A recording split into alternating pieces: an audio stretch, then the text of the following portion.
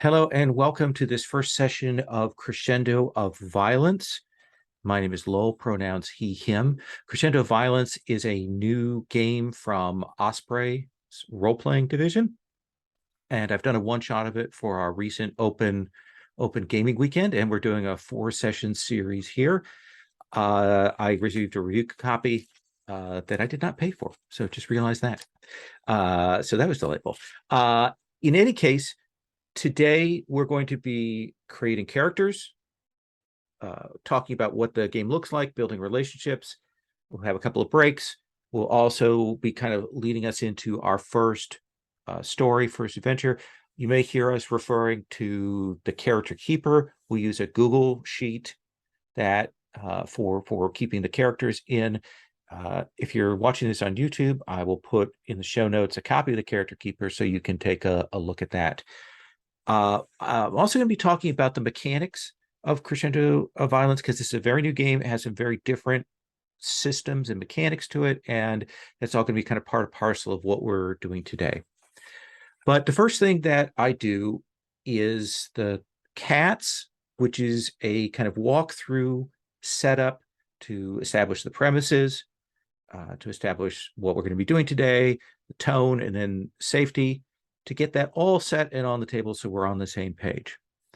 So this is a neon-noir RPG.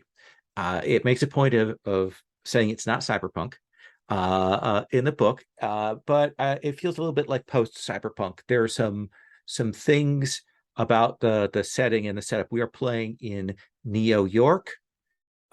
This is a world that has been through sort of the end of scarcity and then the collapse of that, and then collapse of governments and corruption and flooding. Our New York is sort of built on top of the old New York, and then the old original New York that got flooded out is also below in the waters, used as a tourist attraction, but it's been kind of rebuilt in the same style and is a megaplex along our East Coast. So Neon Noir is, of course, building on the idea of film noir from the 20th century. This is a setting, a genre about sort of cynical and kind of morally gray characters and world here. The world isn't a bad place. The world is rotten. You're going to try and fight back against it. You're going to try and be the good guys in that, but it's hard. Our characters are on the outs. They are fundamentally flawed in some ways, but they're trying. You're going to roll with the punches in this world.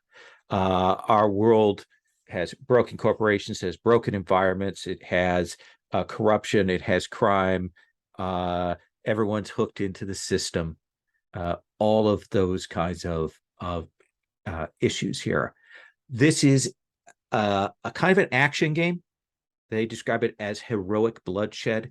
If we have for our neon noir as our touchstones there, of course, noir films like Kiss Me Deadly, and for RPGs, we've got Blood Shadows, City of Mist, Edge of Midnight. Those are all kinds of games that have that sort of noir repurposed feel, and that's what this game is kind of aiming for.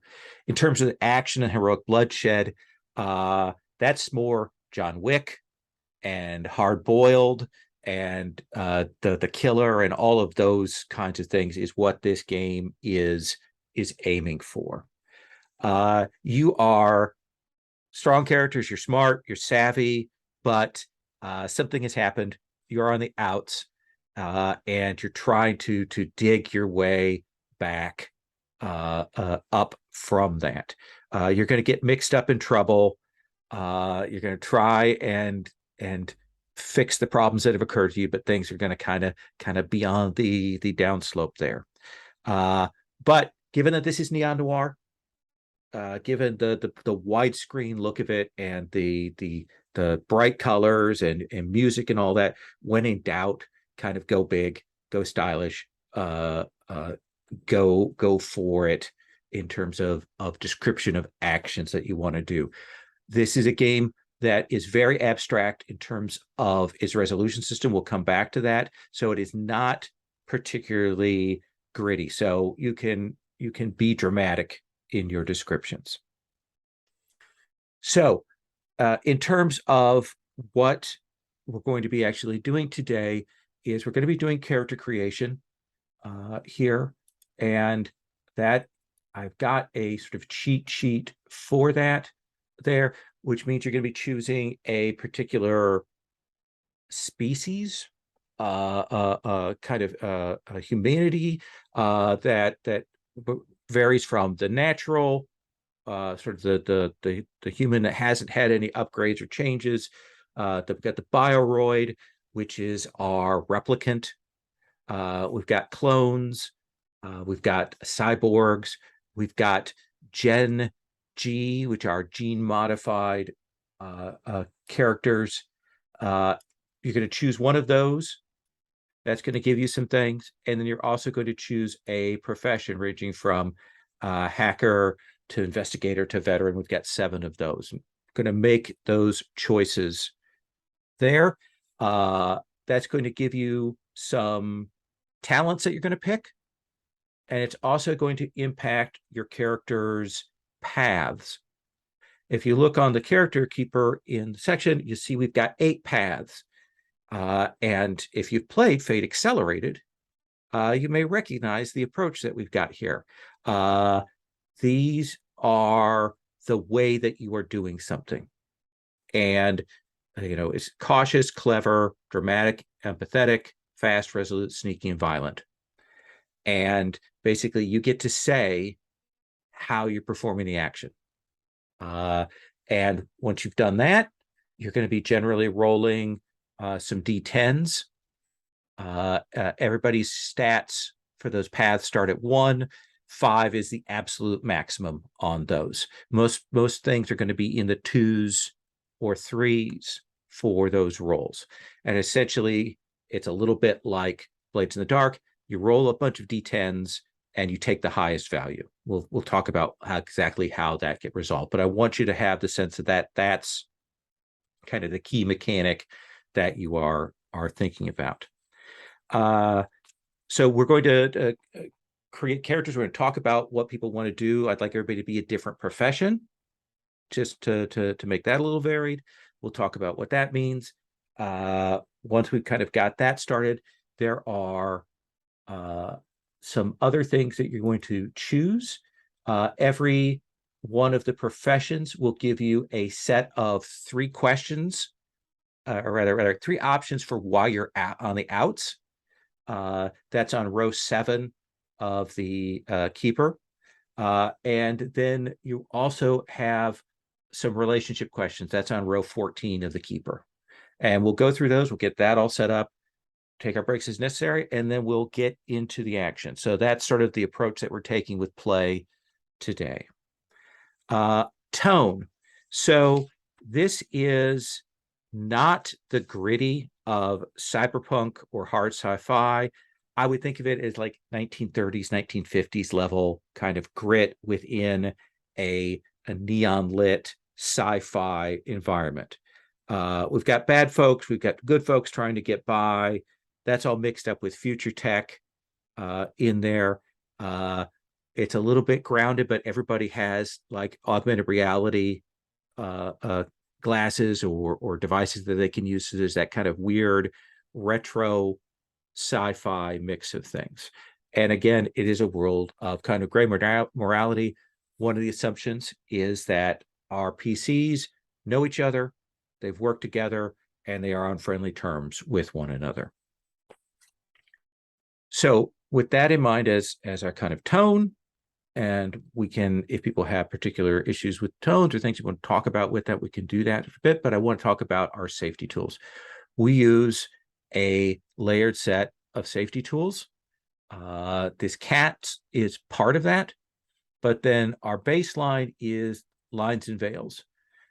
So line meaning anything that is a hard line that we do not wish to see that at the gaming table, that we don't want to interact with it, we don't want to deal with it. Veil being anything that if it appears, it can be referenced off screen, or we can fade to black on it. And then we also have that lines and veils tab on the keeper. We also have ask first for anything that you want to have somebody check in before we actually got to it. It's really important for us to keep in mind those lines as we've established, and to steer away from that material as much as possible. Sometimes we'll forget. We want to catch that as soon as possible. The second set of tools that we have is the X card. We use the X card to mark out material that we find objectionable, that we find problematic, that we find wildly off tone from what has been established. But it's also important as a way to kind of keep us, if we're maybe starting to head towards something that looks like we might be touching on a line or a veil and we haven't caught it, we need to establish that, get that set, and X card is a good way to mark that out. For the veils, the lines, for the X card, all of these, it's really important that when someone invokes a safety tool, that's it. We do not question it. We do not push back. We do not try to elicit more information. The GM in that position, the facilitator, may ask like exactly where we need to cut or to fall back to, but they need to be the person that does that. And that's only for like a minor clarification. People should never feel bad for having invoked a safety tool, and we should not get pushback on any of those kinds of things. Our last safety tool that is as important as any of the other ones is our open table, open door policy, meaning that if you are uncomfortable at the game, if you're uncertain and you want to step away, you want to leave, whether that be for emotional reasons, whether that be for physical reasons, whatever, you should just go. It'd be nice if you can tell us, can say, hey, I'm going to be right back, but you're not required to do that. It is entirely your option. You should never stay in a game that you're not enjoying, or that something in the circumstances is bothering you. If you don't want to stay, you don't have to. And the sort of the larger point of that is, if we get to playing and we get at the end of the session and you go, geez, that is not the game I thought it was. That's not a game I really want to play, which I've had that happen. You just say, not going to be back. I'm going to open door out of this. Don't come back. There's no question about it. There's no argument needed to be made. That is a absolutely legit decision for people to make when they're going along. That's our set of safety tools that we have in play for this game. So what I want to do is talk now about building our characters, getting those choices made. There is a character creation tab that you'll see that has at the very top, at the far left-hand corner, kind of the walkthrough of origin, profession, so on. The talents are listed on their own tab there as well. So it has a reference for all of those things. It's not a particularly deep a character creation thing, so I don't think it'll be too much of an issue. But what I'd like to do is go around and see what profession folks are interested in. Either the one that they're like, boom, I want to do this, or I want to think about one of these two things. Usually I do the social introductions when we do the character introductions. That's my usual plan. So Alan, what are you thinking about? Do you have something that is a hook, line, and sinker for you, or a couple of choices you'd like for your character archetype? In terms of profession, I'm interested in criminal or investigator. Okay. And in terms of origin, I don't know. I think that's fair. You can hang on to that and see what people think. And if people want to have the same origin, that's certainly fine. I think that's cool. So criminal or investigator. Jim, what are you thinking? Oh man. I'm feeling like I want to be a pop star. Okay. So, hollow star or musician, both are appealing to me. Okay. Puckett, what about you? Cyborg veteran is screaming at me. Okay. Definitive choice there. So just to kind of point to something, the cyborg veteran is one of the character archetypes that goes into the folder. There's an equipment and gear handout in the folder for the Crescendo game that I gave you that has all of the possible cybernetics. As a cyborg, you're going to start with 20 creds worth of those cybernetics. So you're going to want to take a look through there. Rod, what are you thinking? Yeah. So I had a couple questions. Yeah. Is hacker on the table, first Yeah, of all? it is. Okay. I can tell you my rough character idea, and, Okay. and maybe you can help me. Sure. It's the daughter of a televangelist Okay. who has become a vigilante. Ooh. So I was actually looking at suit insofar as that, it's a higher position in the society, not necessarily a business type person. I mentioned hacker because I think some minor hacking ability would work with the character idea that I have. So let's look at the talents that they offer you. So the hacker has contacts, education, fame, and safe house as their choice of starting talents. And then suit has corporate star, family, money, gambler, and stats. I don't know if that helps point you towards one or the other.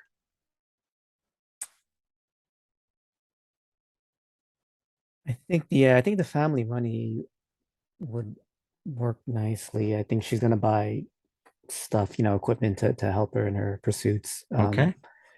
And if you want to take Rod, if you want to take Hollow Star, because you're like a childhood, if you were on the show as a, being shown off as a little kid, totally do that, and I'll be in a band. Or if you want to use that hitman part of the veteran playbook, for lack of a better way to put it, that could work. Well, that's helped narrow down the choices. We've gone the other direction now. As someone who's gamed a bunch with Rod, you don't want to give him more choices. That's all I'm saying. I don't want to step on veteran. As that's been, I think Puckett had wanted that. Yeah, I'm leaning towards suit. Okay. Yeah. Well, let me come back to you to confirm on that. Yeah, sure. Alan, you have the criminal and investigator are both open. Which one do you want to lean towards? Yeah, I was hoping someone would narrow that down for me. I think I'm going to go with the investigator. Okay, classic. All right. Yeah, you have to have Sam Spade in this, don't you? Right. And then Jim, if we're between a hollow star and a musician, which way do you want to lean? Man, it's like, do we want shitty Hollywood people or shitty music industry people in our thing here? I think I'm gonna go with Hollow Star. I like that. Yeah, get some like movie type of, kind of Hollywood type vibes going on here. And then our cyborg veteran. Oh, although you know what? No, we're in New York. So I'm gonna do musician because then I can be on Broadway. Okay. So yeah. Right. Because it's Neo York. Sure. And that's why it's not cyberpunk. If it's cyberpunk, it's got to be West Coast. Right. Okay.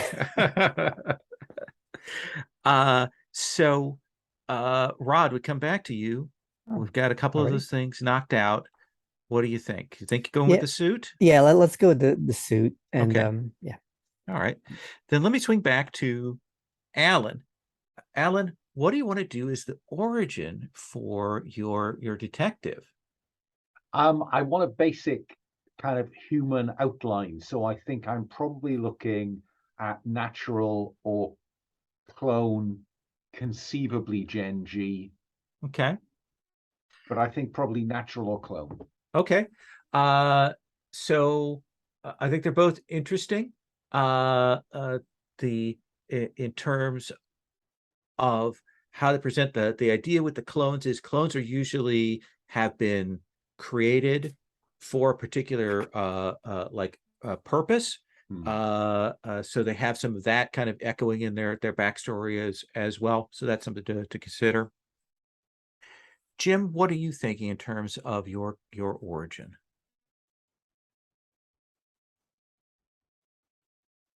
You are muted. Origin. Yeah, it's am I alt tabbing or am I turning There you go. my mute off? Um,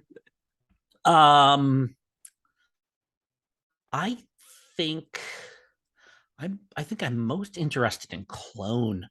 I dig the idea of people purpose bred for particular jobs and stuff. I have no interest in being a robot or being full of cyberware or anything like that. But being genetically engineered is fascinating to me. Okay. So let's put you down for the clone musician. What about for your suit, Rod? You're muted. I'm leaning towards Gen G or clone, possibly cyborg as a third. I will say, if you're talking about someone who had some money, that you come from that Gen G is really appropriate, because these are people who have had a lot of money invested in getting them to this particular state or status. Cool. I just wanted to confirm one thing with the Gen Yeah. G. It doesn't say it on line 3, but in the book it says something about Gen G can have up to 30 costs worth of gene mods. Does that mean I start with that, or No, it means that it is possible for you to through the course of play buy that many. You kind of start with gene mods that are kind of built in with your stat line in there. I see. And so Alan, human or clone?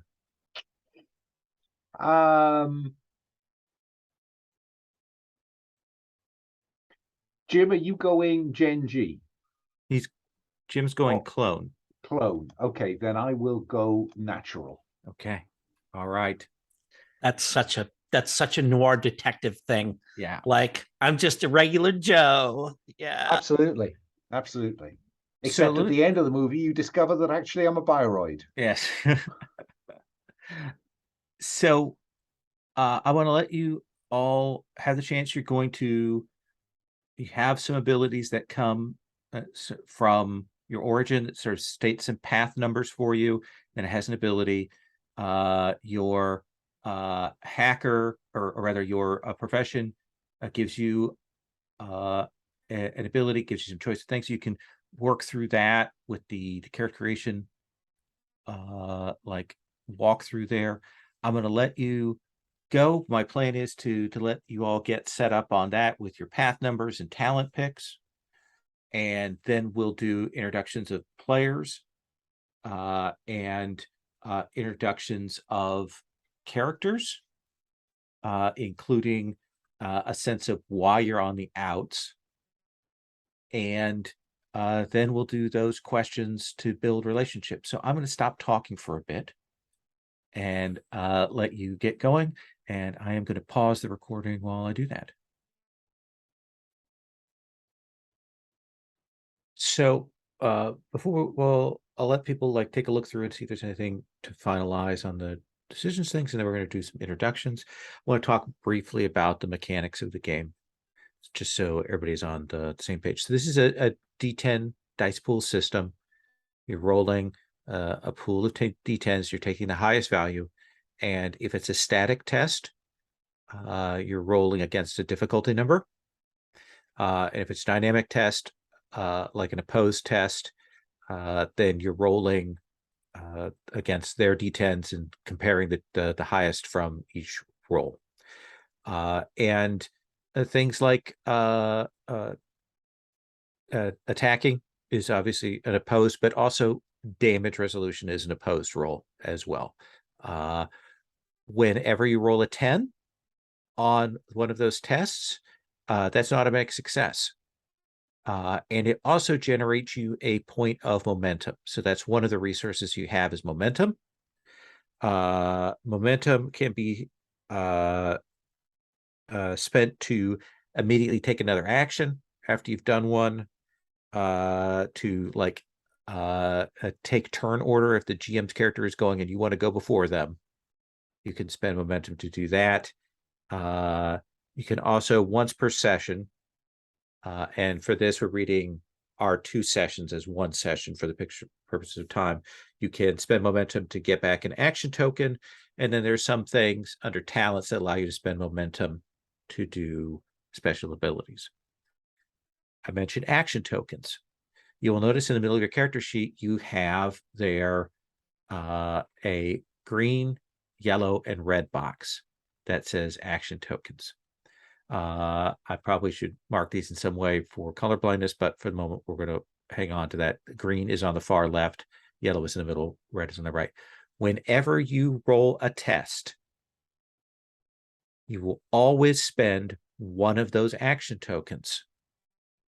If you spend a green action token, you get an additional 2d10 on the test. If you spend a yellow token, nothing happens. If you spend the red token, then you subtract 2d10 from the test down to a minimum of 1. You get those action tokens back as soon as you have spent the last one. So you're always cycling through those 3. There's an ebb and a flow. When you take damage, one of the effects that can happen is to take away either your green or your yellow action token. If you don't have one of those up at that moment when you get hit, then you've got to make another choice, which is a worse choice. So that is our interesting sort of mechanic for back and forth ebb and flow. So we've got momentum, we've got action tokens. The last thing that you'll have seen mentioned on several of the talents and things is reserves. And you'll see that there's drop down. For most people, it's 5, but for our natural investigator, it will be 6. At the start of a session, you will roll a d10 for each of those reserves, and you'll write that number in. So you'll have, if we were playing at the table, you would have a set of tokens for momentum. You would have these 3 action chips for your action tokens, and then you'd have some d10s off to the side to mark your reserves. And reserves can be spent to, for example, you can spend it to take that dice's result instead of actually rolling, in which case you don't spend an action token, you just spend that reserve. You can also spend certain kinds of reserves to recover action tokens.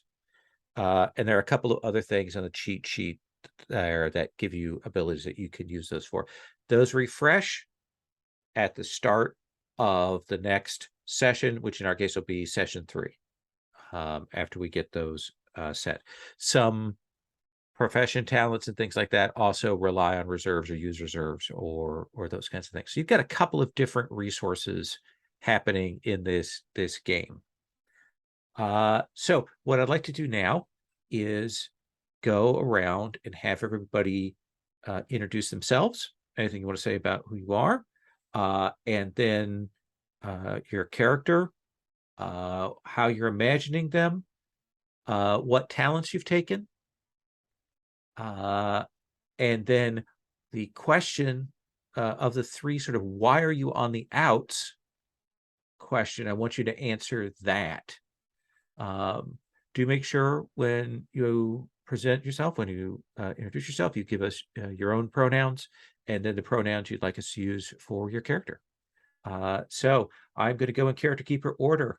Puckett, may I start with you? Of course. My name's Puckett. I use he, him pronouns.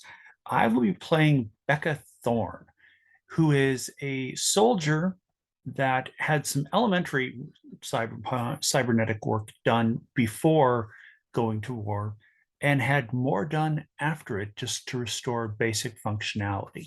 She was in a pretty big explosion and lost an arm, and turns out they don't actually just replace the arm, they replace both of them these days. And there was some shrapnel damage, and she lost her eyes, which were replaced by cybernetics as well. So she has some PTSD from that, and it's not particularly great. In terms of that question, when she got back, she started doing some security work, but there was a client who was just an absolute asshole.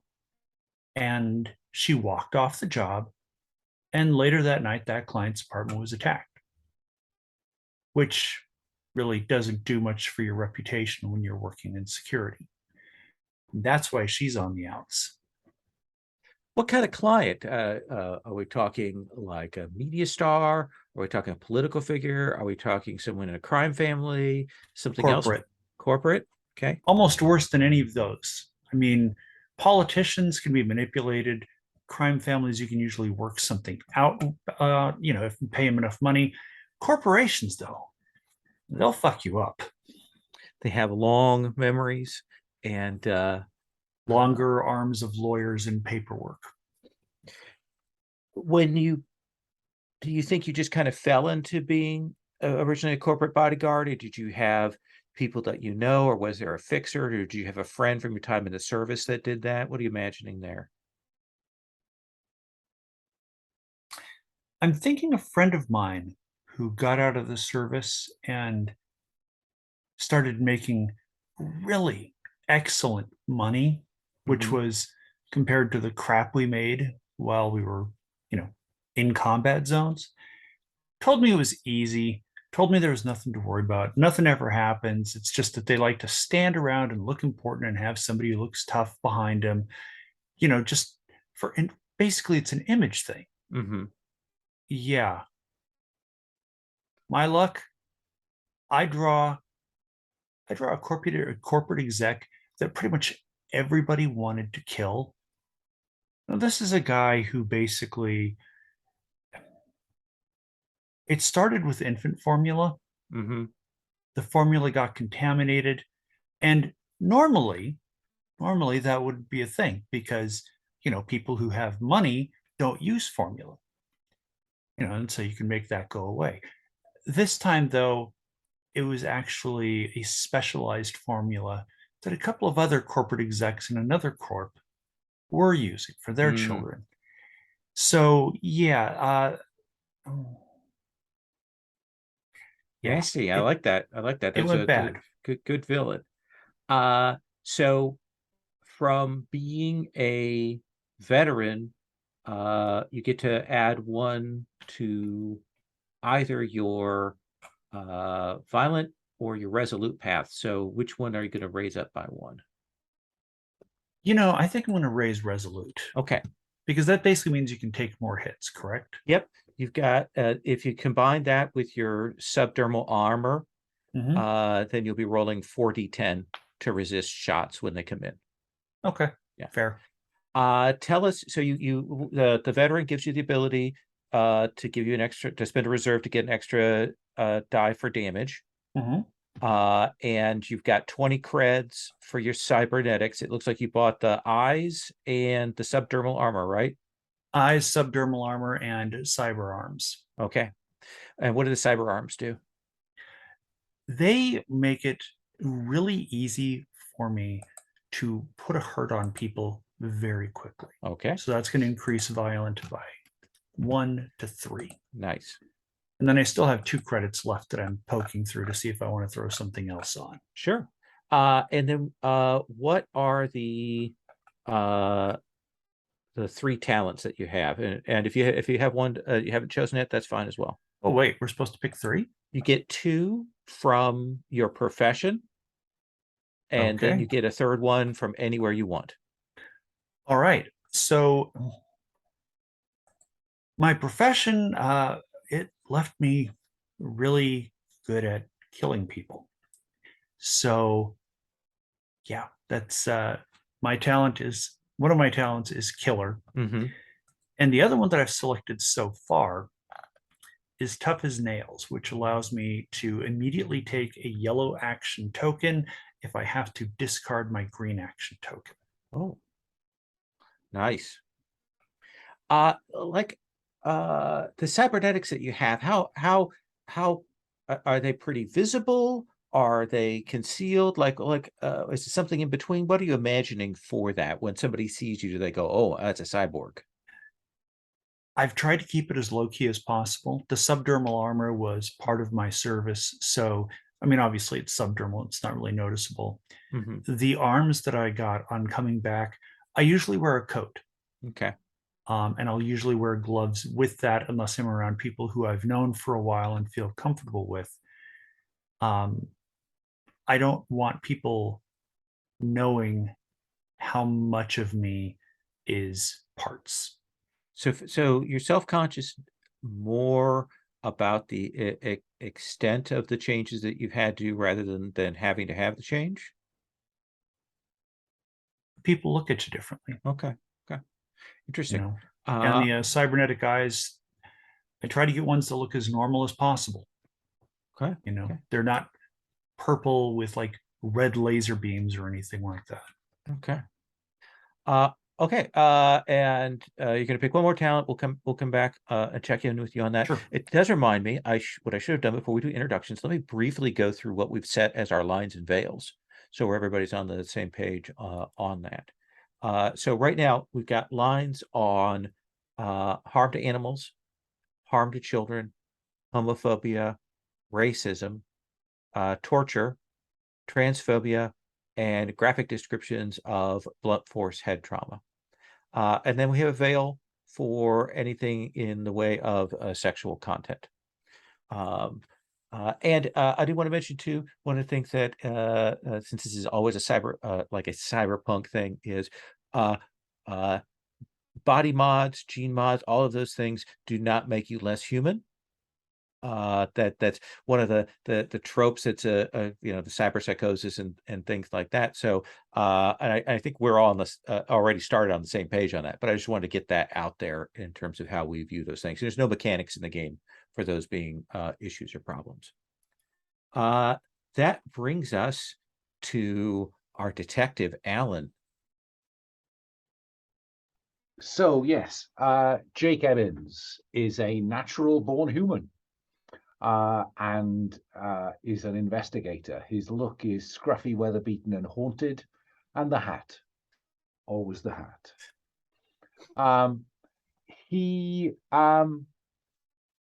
He's good at working stuff out, but he doesn't think he's good enough. We might come to that when you ask me a question about how I end up where I am. Okay. But yeah, so my special ability is all about gathering information. I've chosen the talents hard to kill, drifter, and cold reading. What does the drifter one do again? The drifter, it means that I don't actually, I kind of live on the streets a little bit, or I couch surf. But that does mean that I know the streets better than most. By spending a reserve, I can find a safe house or place to hide where pursuers can't find me. The higher the value of the reserve, the safer and more off the beaten path the safe house is. However, I am pretty scruffy, and so minus 1d10 on any social tests with high society or corporate settings. Nice. And then cold reading is the bonus for sizing people up. Is reading their tells, habits, or appearance. To discern something about someone by reading their tells, habits, or appearance.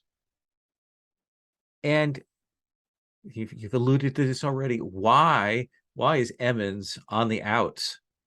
I used to have a partner, and we had a nice little business in the private investigator line.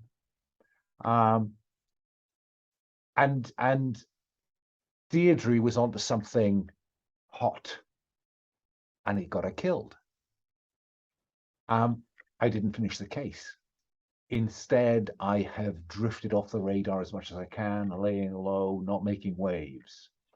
Because the fact is that Deirdre was better at this than I am. And if this got her killed, the chances are it could get me killed. Much easier to hide out on the fringes.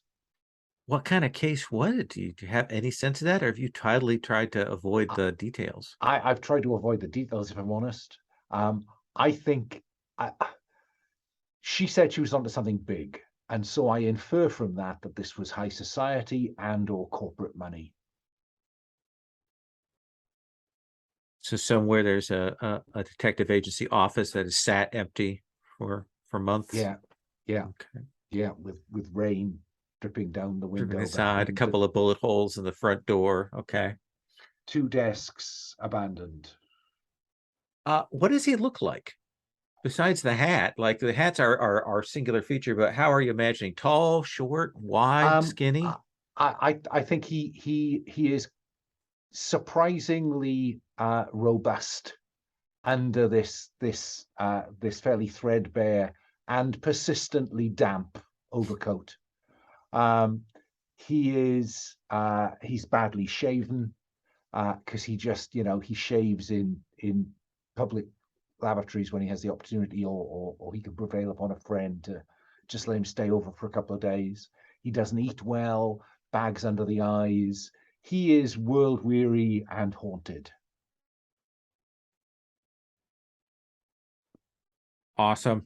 I think that gives us a pretty good sense of who he is. Everyone starts with some basic stuff, including professional equipment. So even though you're not a PI, you still have a rumpled, laminated, badly stained PI license somewhere in your little folder. Thank you. Next, let's come to Jim. Jim, you want to introduce yourself and your character? Yeah, I'm Jim Crocker. I run and play a whole lot of games on the Gauntlet. I generally use he, him pronouns, although they, them more generically. That's totally fine with me too. You can find me online at Jim Likes Games. That's kind of what the handle that I use just about everywhere. If you're interested in other stuff that I'm doing, Bucket and I were in a game that I was running just last night. So lots of Gauntlet stuff happening here. But I'm really happy to be here. I have created using the clone origin and the musician profession. I would like to introduce Tomothy, Tomothy, Tomothy Gallivant, Broadway star. Now, all of the original classic Broadway theaters that they do the revival shows in are all, of course, underwater now, right? So it's referred to as Broadway. That's the when we're doing that. So, I am cloned to be a leading man on Broadway. So you will note that for my picture, I have used Jonathan Groff as I'm pretty sure, like, if you were to clone somebody who was the kind of classic singing, dancing Broadway leading man, it like that's the kind of thing that I've got going on. Genetically engineered to be a child star. I've spent my entire life on stage, so what I've got money, which is nice. And of my paths, I am exceedingly dramatic. Okay. If we are called for to be, if things are called for to be dramatic, I'm extremely good at that, to the point where, like, not only do I have a very high rating in it, I can reroll ones and stuff like this, because that's the whole thing that I do. Also very fast, because that's the dancing side of things. So singing and dancing. My special ability as essentially what amounts to a pop star is that I can gain access nearly anywhere. I can spend a reserve to get access to any social scene, basically to get into a party, or like get let into a club or something somewhere. So for my for my what you call them talents. I took one rank of fame. I am famous or infamous, depends on who you ask, which gives me a bonus to any test made to overwhelm or impress someone with my reputation. I'm a smooth talker. When I make a test to use my silver tongue, schmooze someone, or bring someone around to my way of thinking, I can add a die to that. And I have a quick step. I can spend a green or yellow action token to take an immediate action to move. So I can slide across the stage and then hop on my feet and then just, jump down into the first row. And exactly, yes, some like Gene Kelly type of stuff if I need to. So very nice. Yeah. And for my question about why I am on the outs. Yeah. So there's a couple of options here, but I loved the one that says on the outs, you're not on the outs, you are famous. Sure, it's for playing the worst gig in the history of Neo York, one critically reviled and endlessly parodied in all the hollow plays, but hey, you're famous. So I was like, my career was on this great trajectory. I was, like a child prodigy and all this kind of stuff. But then I took the role of Rudy Giuliani in Never Forget! A musical memorial to 9/11. And like it closed 48 hours into previews. It never even opened, right? Like it was just, like savaged and, like I still get death threats for having, been part of that show and stuff like that. And, it's entirely possible that maybe some of the people involved in it, may have been disappeared or aren't around anymore. Stuff like this. Like it was like not just critically reviled, but like truly hated in a way that, few cultural products are these days, in our ecumenical tastes of our, modern Hollywoods and stuff. It brought the left and the right together in a way that I'm really proud of. People say the show is cursed. I assume that's the legend of it. Oh yeah, I mean, and of course, like any comedian that talks about it crashing and burning. The whole thing just collapsed. So yeah, it's just it was a terrible idea from the jump, but they offered me so much money to do it. I'm not made of stone. Yeah. So let me ask you this. In terms of being a cloned child star, do you imagine that it was a theater family that had you cloned and made? Do you imagine it was a producer? Do you imagine it was a corporation? Like how did that come about? I think it was absolutely a producer, because that's how you get around child labor laws. Okay. Right. So, you clone a bunch of kids and you have them and then they can do 12 shows a week because any individual clone kid is only doing 3 shows. Right. So that is wonderfully macabre in its own way. I love that. It feels pretty cyberpunk to me. So yep. Yeah. That's awesome. That gives us a good sense of who you are. Sorry, it feels very neon-noir to me. Neon-noir, yes. That brings us, last but not least, to Rod. Rod, tell us, introduce yourself, and tell us about your character. Hi, I'm Rod, he, him. I created a character called Sister Grace Aladin. She is of the Nova Light Ministries, the daughter of her mom is a famous televangelist, who of course ministers to the poor and the unfortunate of New York, because you have to give them hope and take their money as well. I think Grace has soured to this whole thing. She's touch later on the reasons why she's on the outs. but her ability is to I should say that she's a Gen G. I put her in a suit profession. That seemed the most appropriate. Um, her ability, you may spend a reserve to gain plus 1d10 on tests made to overcome leverage or manipulate corporate interest policies or activities. Since she grew up in that environment, I think she knows how to navigate it. Not that she particularly enjoys it, but she comes from family money, not surprisingly. She has status within the Novelite Ministries as, and I guess I guess people know her because of her family, the Aladins. For the third talent, I took hacker. And I think she's on the outs because of that first choice. Her ethics got in the way, and she could see that this was just a pet project for her mom. Really, it's just another way to make money, and while also feeling good about herself, while providing very little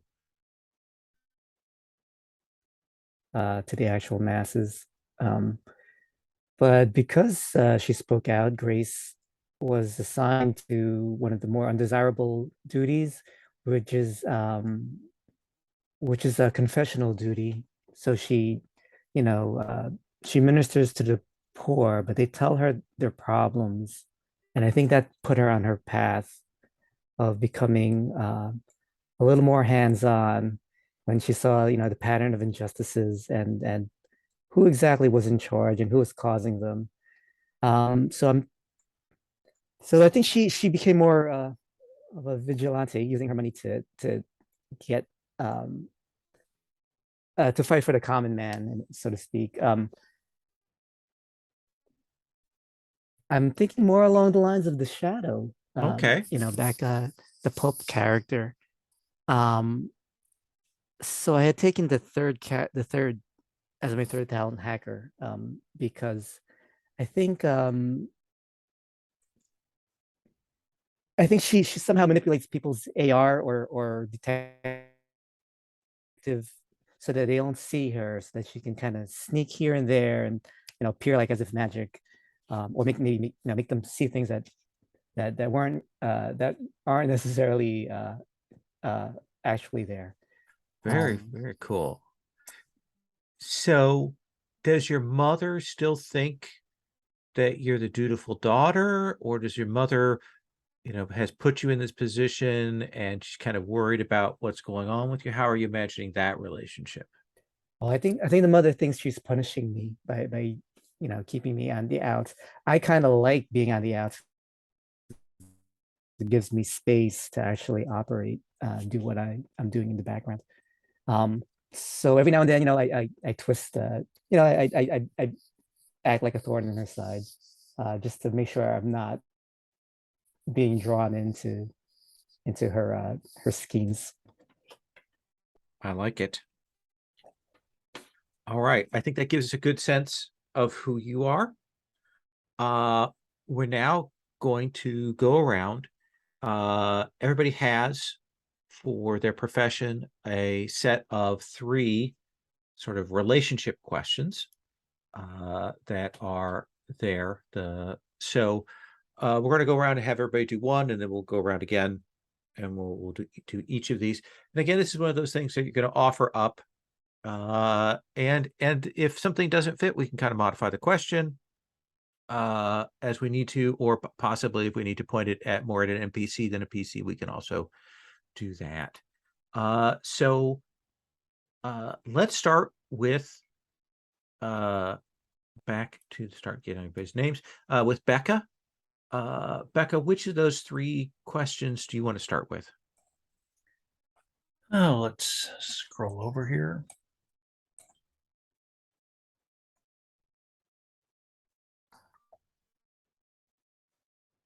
Let's start with who here can relate to what you've been through and allows you to confide in them. And in the absence of somebody volunteering, I think that makes sense to have that relationship with Emmons? Hit me with that question again. 2 seconds while I flip back over to it. The question is, who here can relate to what you've been through and allows you to confide in them? Yeah, that works for me. We've both been on jobs that went south and badly south. That basically Yeah. cost us everything. So Nice. I like that. Emmons, what about for you? Which of those 3 questions do you want to start with? Let me think. It's moving about a bit. Who once bailed you out when you got in over your head? And it seems to me that that is likely to be, I think that is likely to be Sister Grace or Mr. Gallivant.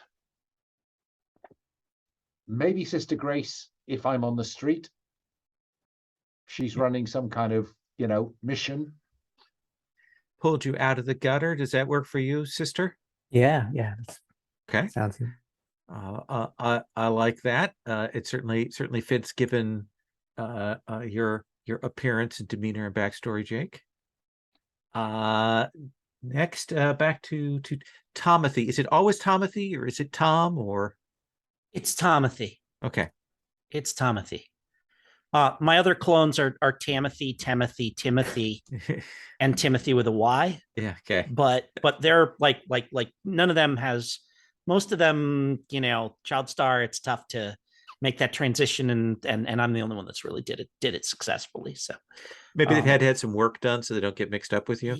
Well, it's everybody finds their own way. It's so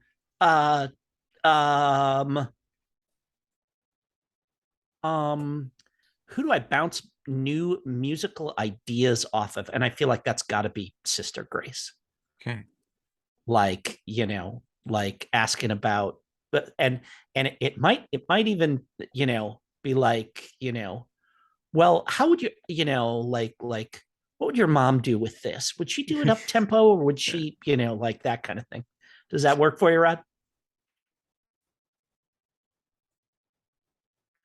Only if it's okay that Sister Grace doesn't like that you do that. oh yeah, no, that's totally fine. Right, Yeah. right. Oh no, I think that's fine. Perfect. Sister, what about for you? I don't know.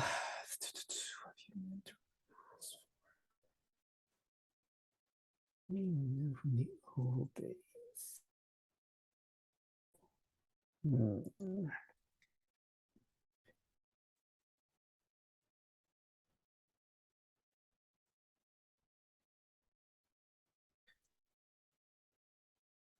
I think, who do you know from the old days?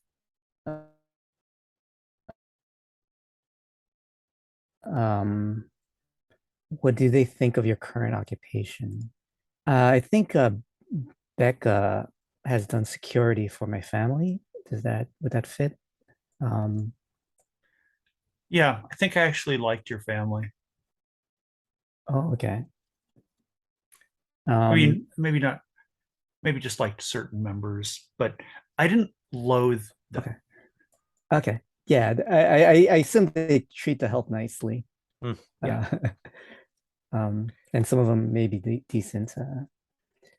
So Becca, what do you think now that Sister Grace has kind of gone in a different direction and like kind of become a little more dark avenging figure? Oh, I'm all about it. Okay. Are you kidding me?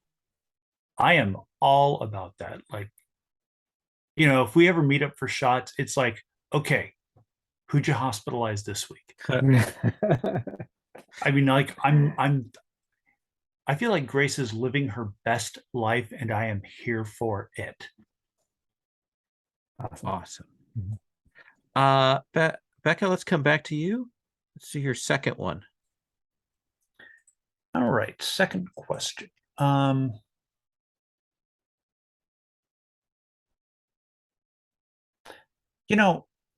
I think it makes sense that Becca and I or that Sister Grace and I reconnected after I came back from the war and I kind of got patched up. It might even be the case that Sister Grace helped put me in touch with, some decent cybernetics dealers who wouldn't sell me crap and botch the install and implantation. So, like some really decent stuff there. Okay. So So they helped you out, kind of put you in contact with people to get you through things. yeah, Okay. She didn't put me in touch with butchers, people that who work for actually you? got the job done. Does that work for you, sister? Yep. Okay. Emmons, how about your second question? I am keen to have encountered Tomothy during the course of investigation. Sure. And I'm curious, is it possible that I was investigating the kidnap of one of your clones? Sure. Absolutely. Yeah. Mhm. Oh yeah. Yeah. Oh yeah. We all notoriously hated each other. So I go assume ahead, you were a yeah. suspect for a very long time. Oh yeah, yeah, yeah, absolutely. Along with the others, yeah. I love it. It was embarrassing because the producer who got you all cloned, of course, was horrified to have lost one. And so it had to be done quietly, so he kept it at the private investigator level. And then the kid turned up, or at least it looked like him. Good point. Nice. Timothy, what about your second one? Who likes to hear you play and goes out of their way to do it? And I Becca, in all of your descriptions of your cybernetics, it sounds like you still have your original like ears and auditory system intact, don't you? Shockingly, yeah, that's one of the few things in my head that didn't get, So I mean, filtered. it's conceivable you could go to some little cabaret and listen to me croon for a little while, and you don't even have to have any of the other cybernetics on to enjoy that. It seems to me. Do you play well? Oh, I don't play. I don't play. I have people like playing the piano is like there's a different union for that. Yeah. But I sing and I dance, and I sing very well. And what do you sing? Oh, what like whatever's on the menu. Well, like a lot of Broadway stuff, standards and things from shows and stuff like that. More Broadway stuff than like pop music. So good mainline show tunes. Okay. I think I'm always pestering you to sing Cole Porter songs. sure. Yes. Yeah. Awesome. And we're back to sister.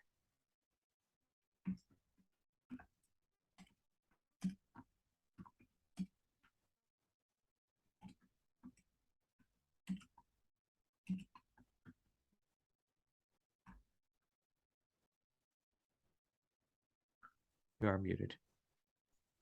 Who have you bent the rules for at work? What happens if it's found out? I think I've bent the rules for Jake, investigator Jake.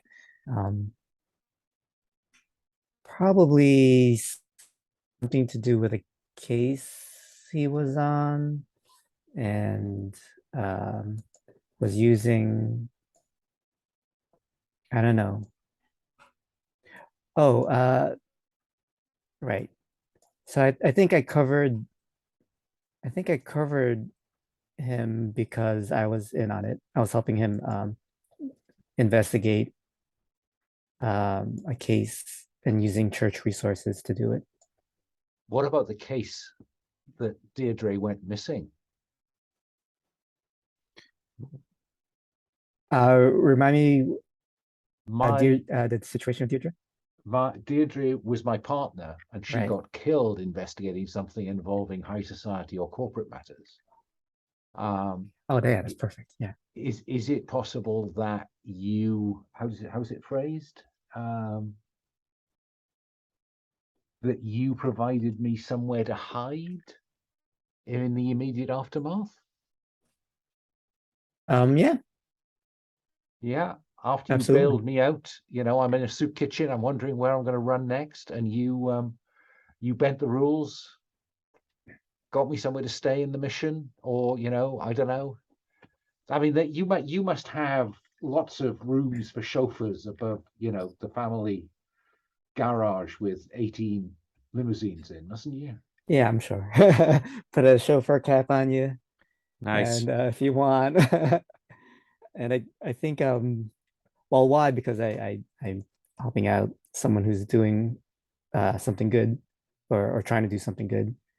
And what happens if it's found out? I think I'll probably get arrested, and there'll probably be a big scandal. Oh, Yeah, you don't want to get involved with what took Deirdre out, sister. Or do I? Or do it. nice. Yeah. Becca, let's swing back to you for your last one. Well, I think there's only one option for this. Who tries to keep you moving forward when you struggle to see the hope in it all? Feel like that's got to be Tomothy. Yep. I like that. That fits with the back and forth. Tomothy, what song do I request anytime I'm feeling like what's the song that I request that lets you know that I'm really feeling shitty? Summertime. Oh God. Perfect. Living is easy.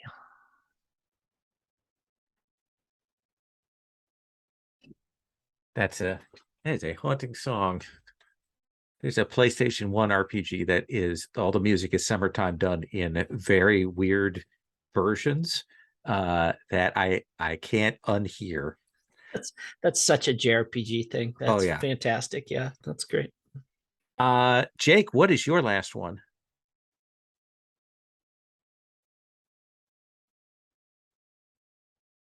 You are muted. Who is the drinking buddy that you vent to after a particularly rough job? I think that has to be Becca, doesn't it? Given that who you can relate what you've been through, we have some of this. We've both ended up with the rough end of some fairly shitty sticks. Mm-hmm. Yep. What do we drink? Cheap scotch, bourbon, or whiskey?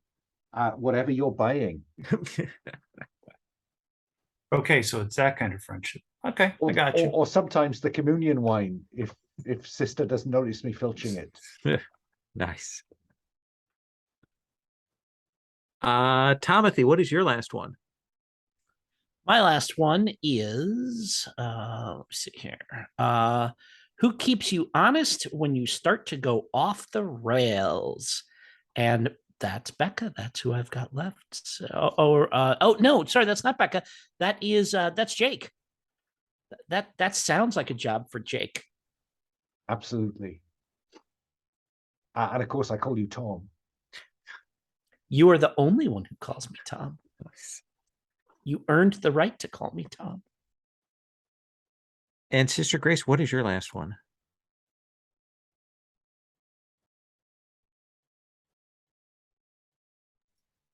Who bailed you out of a jam you got into when attempting to get ahead at work? What was the jam? I don't think that I would want to get ahead at work. I think I want to Maybe when you were get investigating behind. something you weren't supposed Right. to. Right. Well, I mean, it clearly has to be Tomothy, who's the last one left. What was the jam? Who bailed me out? I think the jam was Is your mom a fan? um, Was do I? you- Oh, I was totally so okay. I feel like this is totally a thing where like I was your date to some function, Like I was your essentially like your beard so that you could go like hack something while we were at the party together. Right. Right. Does that sound? Um, I'm wondering how much I would tell Timothy as far as what I'm doing. I guess he suspects already. Yeah, Um, you all know each other, so you know there's a dark side. right. Okay. I try to leave the grisly details uh away from you. But yeah, yeah, I can see you covering for me with my mom, um, who is a big fan of you and is trying to get you to write more religious music for her Yeah. services. Yeah. Mhm. Mm, mm. Nice. All right. So we got a sense of your characters. We're in New York. It's autumn in New York. This is the time where the weather control systems, like things just don't work, and it rains when it shouldn't rain, and it hails when it shouldn't, and then it'll get super hot. Get that sort of street fog going on, and all of you are kind of, you know, maybe looking for a little bit of hustle. Uh, Sister, mostly because you want to get in there. Bad things happening on the streets. You want to uncover those. You've got this network of friends who do that, but I think it's certainly that Becca and Jake are maybe a little more looking for work. But Timothy, it's hard for you. I mean, because you can't headline places right now. You know, because people get protesters, or they get cyberbullied, or they get half-star Yelp reviews. And bricks through their window and things like that. Just, But out of the blue, Timothy, you got a call from a guy named Peter Despot. And Peter Despot owns a club, and this is one of those clubs that it's sort of off Broadway, but theater people sometimes go into it. They, the various pictures and hollow things on the walls are not the big stars, but the secondary stars. But it is a crossroads. it's like a cabaret kind of yeah. a thing. Sure. Yeah. It's a place called 0011. Okay. And he has called you up, and he said, Gallivant, Timothy, I know that you have friends who have particular talents that go beyond the world of the theater. And I've got a problem, a situation that needs to be handled, that I need help with, to be looked into.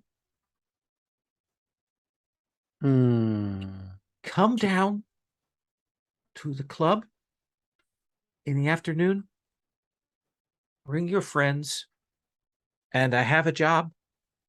If your friends, I'm sure they would like a little payday.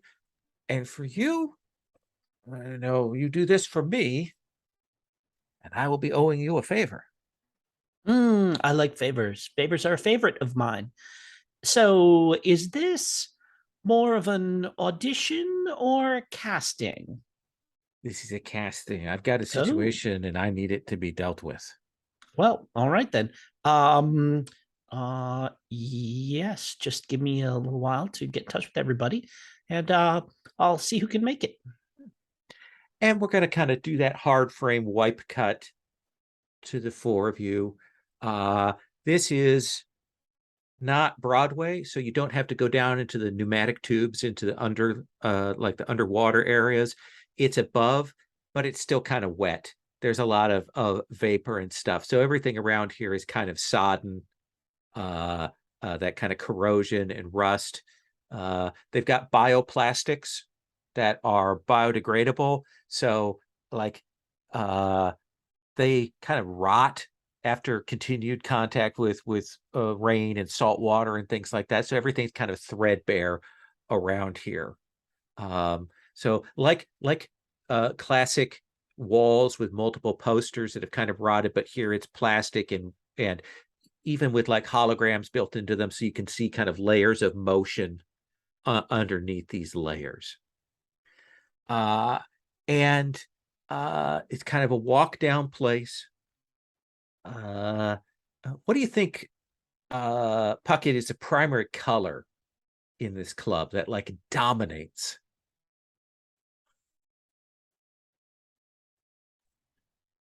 Primary color, Yeah. a deep wine-colored burgundy. Oh yeah, everything is burgundy here. Old velvety curtains. The tables are in it's well lit, but everything here eats up the light, so it makes it dark.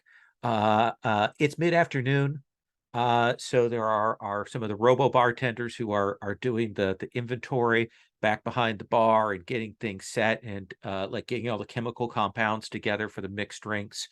There are various industrial grade Roombas that are moving around, clearing up the floor from the night before. Everything smells like peppermint vape in here as you come down. And do you think that you've been in here before, Sister Grace? Or is this the kind of place that you would avoid? Or what is your impression of this kind of club?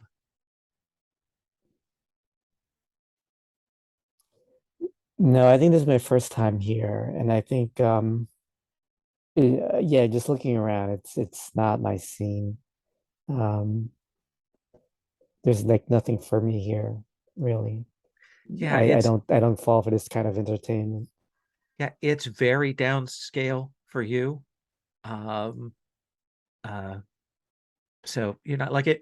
But Jake, you have been here before.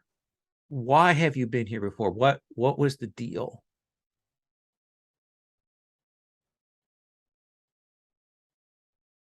This is the criminal, the legal, and the gray pieces in between overlap.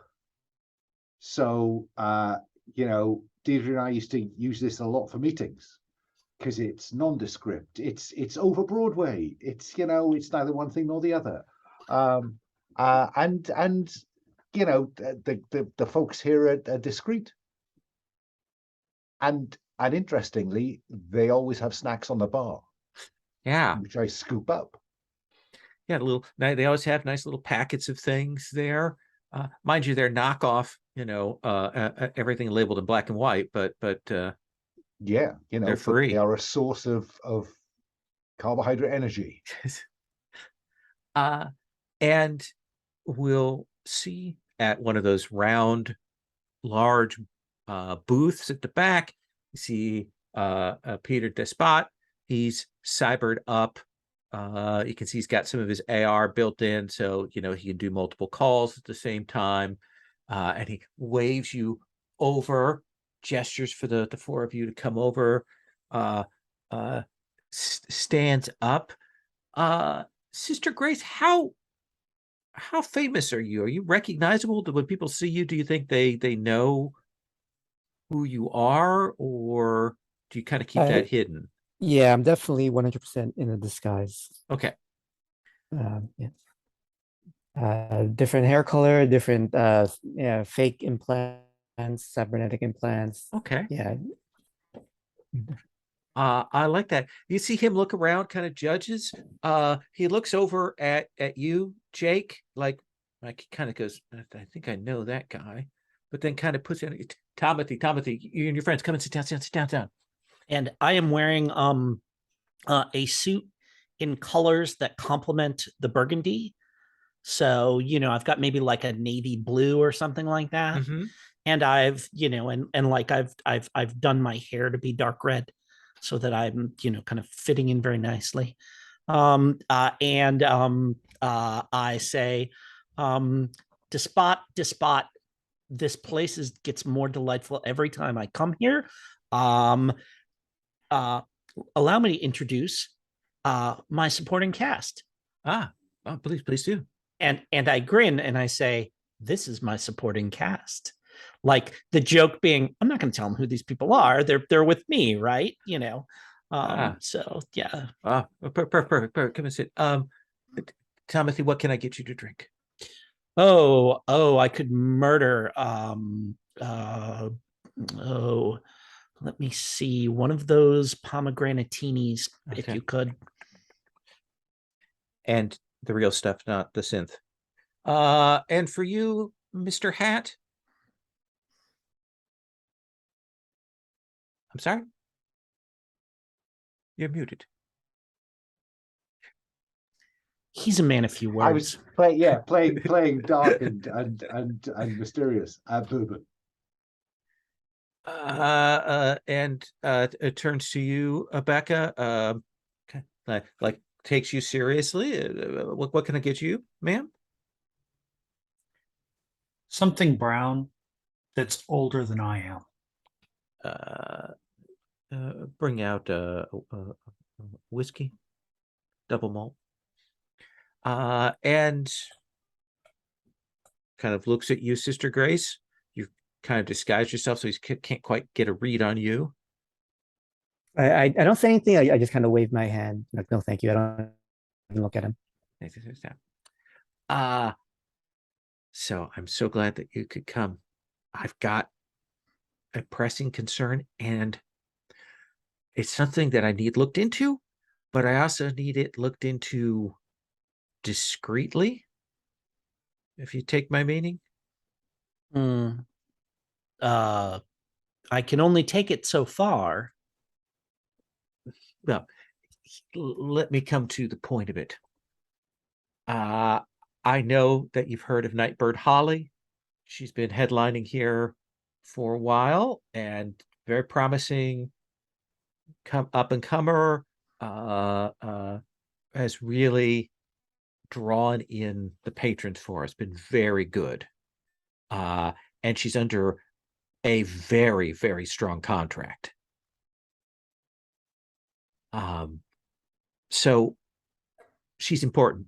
People come here to hear her sing. And she had some time off a couple of nights ago. Has your little birdie flown the coop? We're coming to that, but in a word, yes. But here's the thing: is she didn't show up the other night, and I didn't think too much of it. I called sometimes. With people of artistic temperament, sometimes you want to give them a little bit of room, a little bit of space. But she shares an apartment with another entertainer from the club who had been on a trip over in Paris, who got back yesterday and found that Nightbird wasn't at the apartment, and that it looked like maybe the apartment had been tossed, and like that maybe something nefarious had occurred. I've been calling around. Excuse me, sir. Yeah. The name of the flat share? Keller Klein. She's back in the dressing room getting ready for this evening. She's there if you want to talk to her. I also, just as a safeguard, I have the key to the apartment that Holly lives in that I can hand over to you if you want to check that out. I really need to find her and have her brought back. If she's in trouble, I need her extricated from that trouble.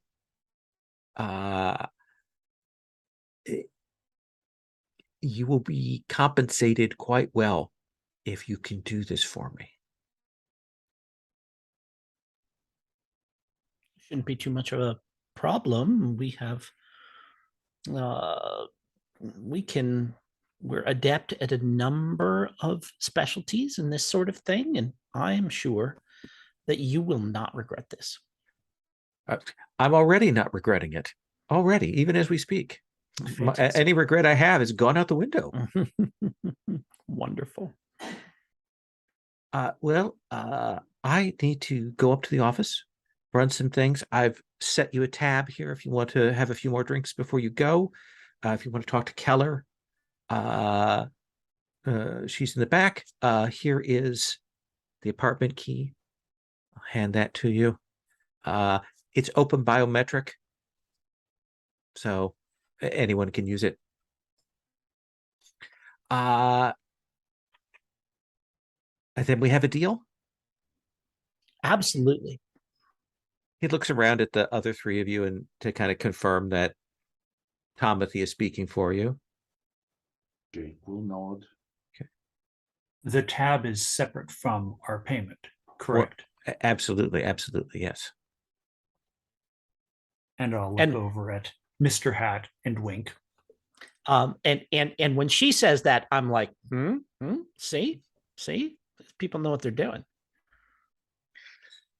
The sooner the better. And he will stand up and kind of gives a slight bow and then heads upstairs to his office is there. So, what do you think, Jake? Are we going to find a singer, or are we going to find a body? Or are we going to find anything at all? Let's just stick to the facts, shall we, Tom? What's your take, Jake? We need to talk to the other girl. I thought you would say that. That's me or you. Which one? Well, I mean, if you go in there, I mean, no offense or anything, but I make a look at you gesture. I mean, she will know that you are,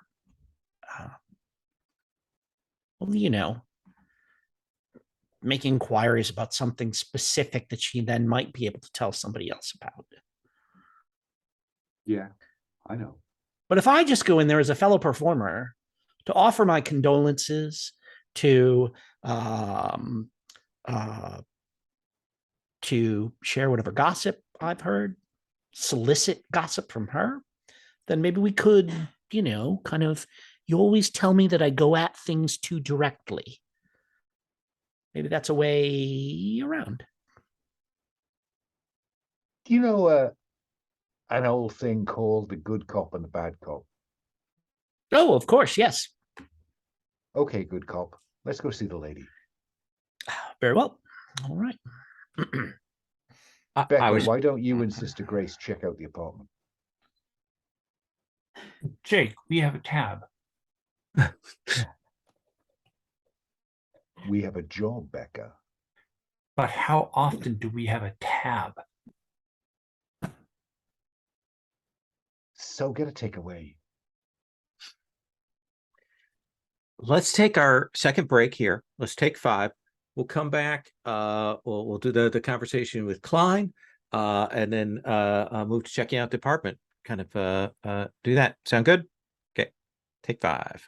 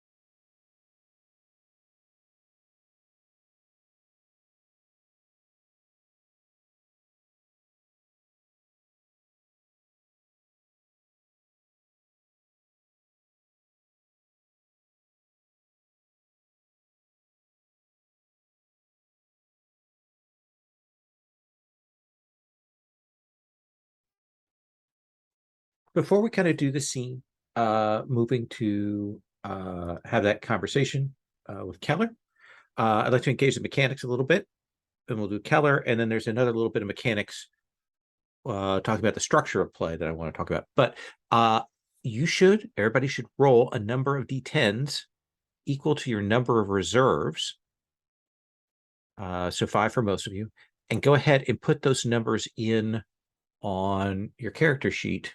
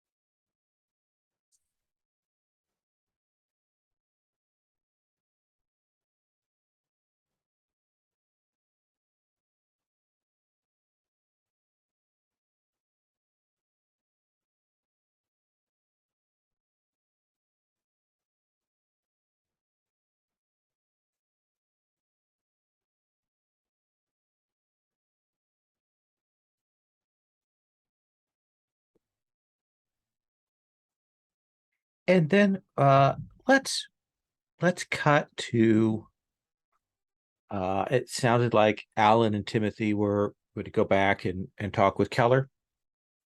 So we kind of cut back. There's the moving through the back the back halls of the club, the stacked crates of things, people getting changed into costumes, the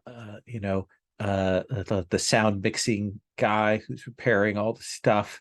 You go back to the dressing room when there's several people getting ready. And you'll see Keller there getting into some kind of little angel outfit that she has with all kinds of holographic projections there. That she's been told that somebody might be coming back to visit her, but it's been left open-ended enough that you can take whatever tact you want. So who's leading? Well, I think as we walk out, okay, Tommy boy, you do your thing. You do the, hey, I'm such a nice guy thing. Okay? It's not a thing. I am a nice guy. Okay, yeah, I know. Remember, I investigated you. I know you're a nice guy. But yes, you just do your smooth. Yes, I don't. I don't think I'm ever going to forget that you investigated me because you bring it up every time. It's where we met. Not that I'm not grateful, but yes, I will go in there. I will be me, and then you can come in and be you, and hopefully between the two of us, we'll figure out whatever it is. What are we trying to figure out? We want to know what she knows about, who did Nightbird know? Had she talked about leaving? Did she have any plans? What did she notice when she got back? That kind of All stuff. right. Okay. Yes. All right. Red leather, yellow leather, red leather, yellow leather. All right. Okay. And like turn the corner, and like I just do the thing where I just like, breeze past the bodyguard into the backstage, just like, wave to him. And go down the hall and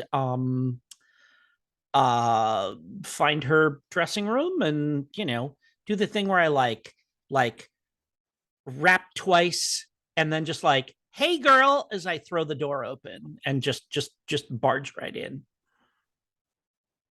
I see her kind of looking, because aren't you a Timothy? I'm Tomothy. But that's no, Oh.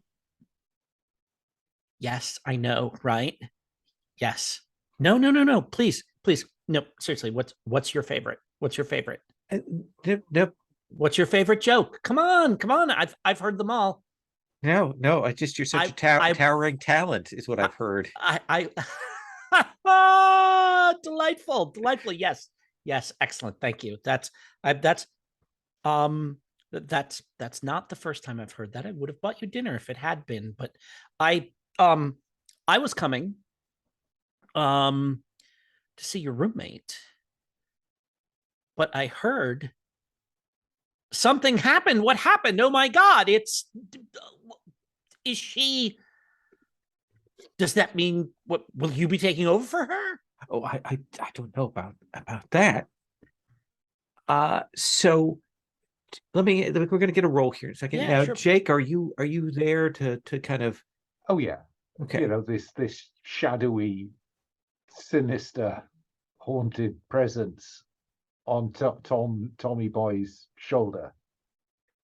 So when you assist someone, you have a choice of what you want to get as a benefit. You can either, the easiest thing is to give them an extra D10, but the other option is you can allow them to re-roll a single one or cancel a 1d10 penalty.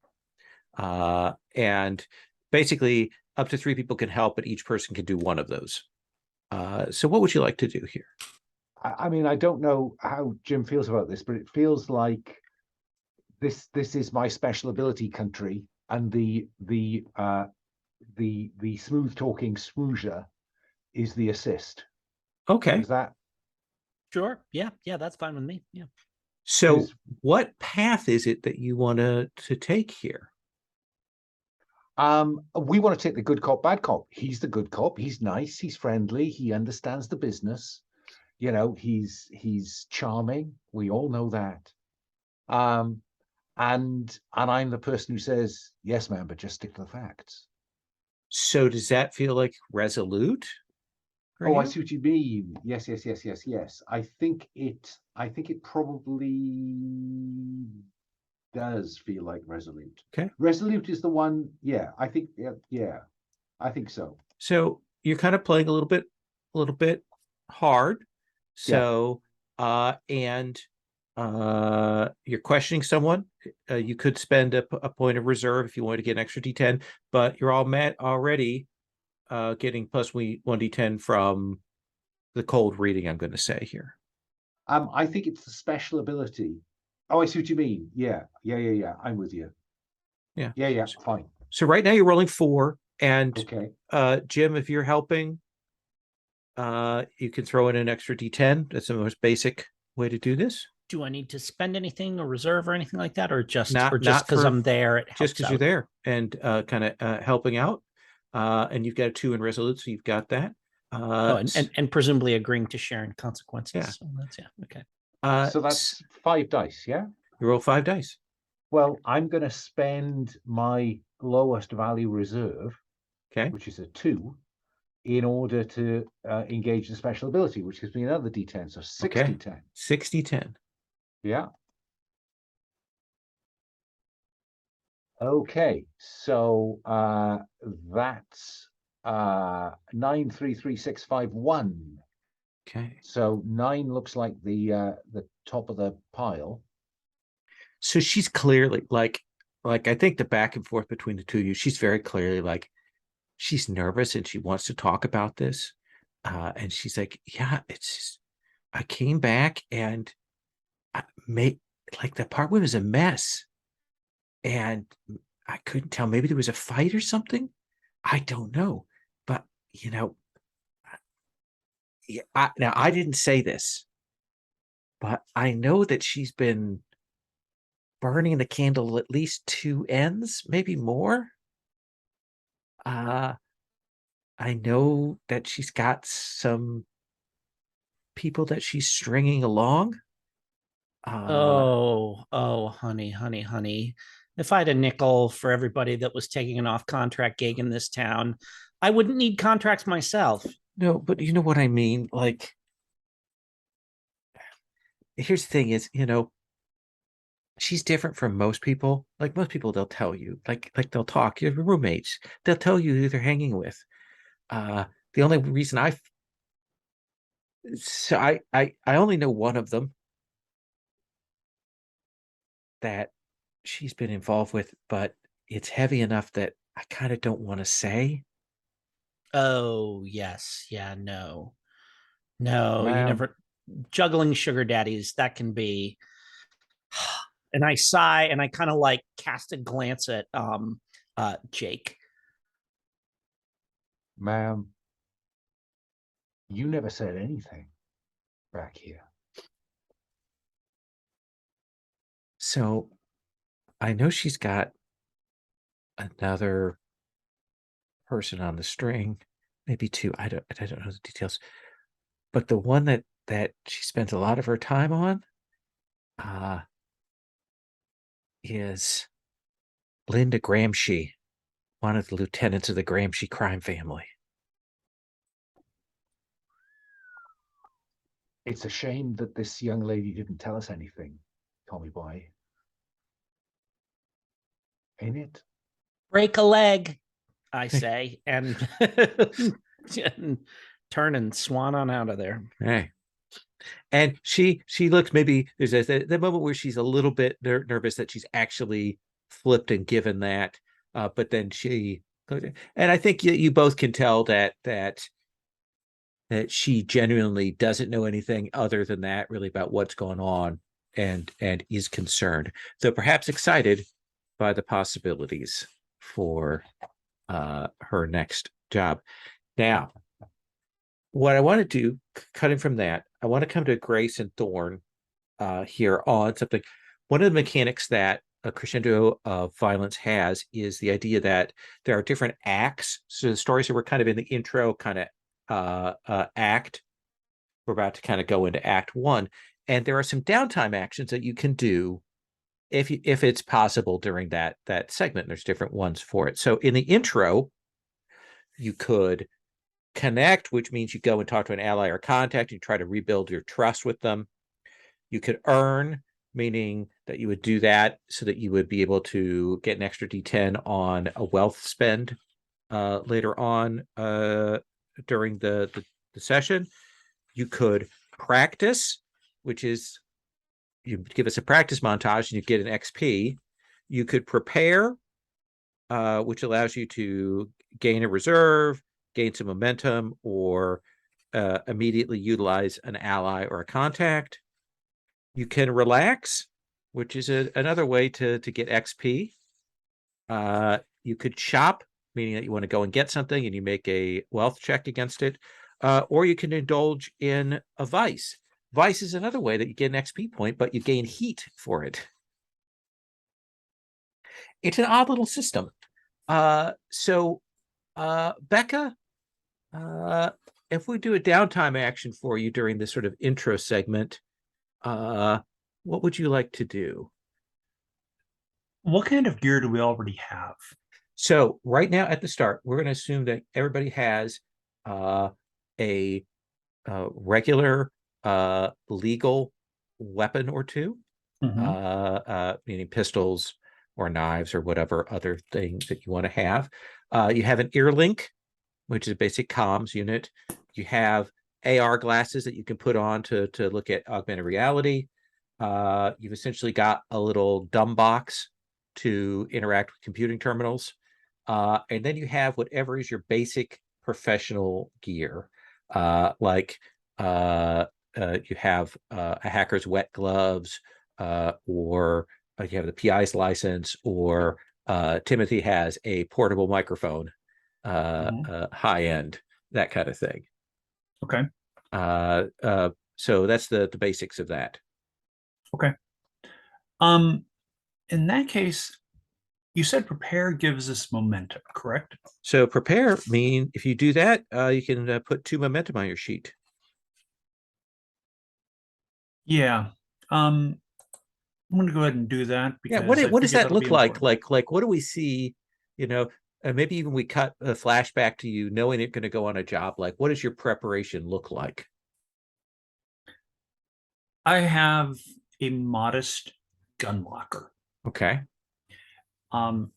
It's there's plenty of room for expansion, but as it stands right now, mostly what's in there is 2 shoulder holsters. It's basically almost like a bolero rig with a pistol under each arm. And Mostly you see me sitting in there. I'm cleaning out the pistols. I'm checking clips. I'm making sure that everything is ready to go. And then, I turn off the lights, I close the door, and I venture out. Perfect. So yeah, you can record 2 momentum on your character. What about you, Sister Grace?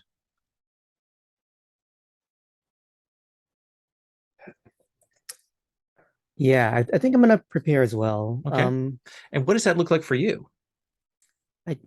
I'd like to have like for her to have like some kind of armor, maybe like light armor, but maybe what's not normal is that it like it can it's like a camouflage suit so that it can help her hide, um blend in with the surroundings. Oh, so that sounds like maybe you're actually trying to buy something a little more like actually shopping, right? If yeah, we could do it as a shopping thing where I have maybe someone has that who specializes in such kind of Okay. covert equipment. Let's figure that out. So do you want this to be, are you more interested in armor or are you more interested in a camouflage thing? Uh, uh, I mean, ideally it would be the same garment, but if I had to choose for now, I think camouflage. Okay. So let's say this. I think to be able to purchase a something that is the light armor and the camo is going to be like challenge 9 for a wealth test. To get the light armor, that's difficulty 5 if you just want that, or a difficulty 6 for kind of a camo suit, essentially to give you an extra D10 on stealth things. Does that seem fair? Sure. Okay. So what's your wealth? Your My wealth is good. It's 6. okay. Then let's So roll 6d10. right. And any ways to increase that or re-roll should I fail? Well, actually, and I should have done this. Well, we haven't had a roll yet. You get to choose one of your action tokens when you make this test. So if you wanted to spend your green action token right away, you can get yourself an extra 2d10. You can also spend a reserve to just take that number instead of rolling. Uh, oh. Right. Yeah. Let's go ahead and spend that reserve, that 10 reserve. Absolutely. So you have we see you going and talking to your contact. You've probably got the underground tech wizard who hands you the light armor. It gives you an extra D10 versus damage, but it does affect physical actions. But it also gives you a plus D10 on stealth tests. But it can burn out. All right. Sound fair? Yeah. Hopefully it won't burn out during the job. Yeah, that is the success with cost kind of thing is what that is there potentially. Okay. But that is what money does in this game. You get to buy cool shit, and it's just a roll, but it does take your downtime action. We kind of flip to Jake and Timothy will also give you a chance to do one of these downtime actions. Jake, what we want to do for you? I'm going to just meet Sergeant McGuire. Okay. For a drink. McGuire is, he's okay. And so I want to connect with McGuire. You hang out with an ally or contact, ensuring that your bond remains healthy. What do you do to build the bond? We have a drink because I will have got a takeout from the club. And I've chosen to spend time with them right now because the mention of the Gramsci, that lights up the kind of threat buttons all across the board. And it says remove 1 distrust from that ally or contact. You may remove 2 distrust if you spend 2 reserves during the downtime action. I'm not intending to spend any reserve. Yeah. No, I think for purposes of this, we've established them as a contact. We've got them in there. It's sort of the equivalent to the make a friend kind of move there, since we're establishing that. So they have loyalty 2 and resources 2. Okay. I'll add them to the NPC tab. Okay. And what about for you, Timothy? I want to go shopping too. If we're going to be going on this thing where we're going to be, maybe undercover and be dealing with mobsters. Yeah. So what I want is, I'm looking at our list of stuff here. I want to get myself a mono knife. Okay. Do you want that as let's see, a mono knife is, let's look here. That is thrown concealable. Do you want that as the single weapon you get for free and then buy something else? So if I take that as can I put a mod on it if I'm getting it for free, or would I get the weapon? We can make you roll for a weapon mod. Yeah. Yeah. Okay. So what I want is, I want to have that mono knife, and I want to have it. It's already concealable. Basically what I want is I want to swap thrown for quick draw. Okay. Because I want it in a shoe. All right. So that I can tap the heel a certain way and a blade comes out, and I can, do, I can do tarantula type stuff with it, right? From the old Spider-Man comic, that sort of thing. Yeah. So you need to make a wealth test. Yeah. The difficulty is 6. Rolling 3d10 on that. Now, which of your action tokens do you want to mark for this? And what is so if I do green, it's +2 dice. If I do yellow, no bonus from penalty. If I do red, it's -2. Yeah. I'll just mark a yellow for now. Okay. I'll take I'm going to count on 3d10 being able to roll a 6. Okay. I actually have money, not as much as I used to have. I used to have so much, but I'm still in pretty good shape. So let me roll that up and see what happens here.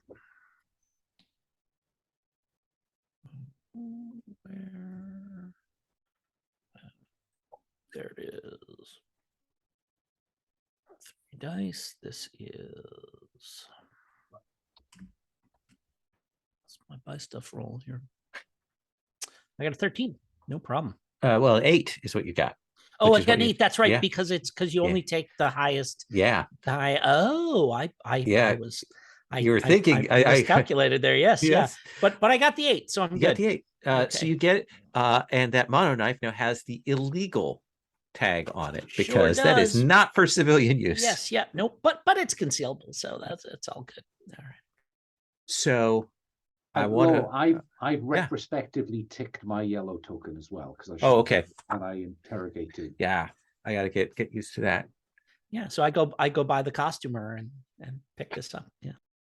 So I think we cut to the shot. We can see the darkened interior of the apartment, and I think we see the auto lights kind of come up, and we see that the 4 of you cautiously coming into the apartment to check it out. It's a little bit messy, but perhaps not too bad. What is it here, Becca, that tells you that this is like a really this is a shishi high-end apartment? When I turn on the light in the closet, the first thing that I see is pair after pair of luxury shoes in rows. Beautifully done. Like you probably don't have any sense of exactly how much they cost, but you just know they ooze that there. Nothing that trashy is cheap. Right. Kind of walk in there, kind of moving around. Jake, what are the signs here that something has happened here? That like, what are the little signs? It doesn't look like a big fight has been here, but what are the signs that you pick up as a detective that like tell you that maybe somebody's been through this place, that kind of thing? Yeah, it's that drawers haven't been closed consistently, and everything I know about Nightbird, everyone, I look around, I see the rows of shoes. This is a woman who was fastidious, and yet the drawers, somebody's pulled them out, but they haven't put them all back. When you pull them open, some of them have been disturbed. Her sweaters are rumpled. So it's someone who's done a good job, but not a great job. Mm-hmm. And Timothy, what are the signs that you see that tells you that Nightbird is an up and coming musician, like she is on the rise? Oh, um,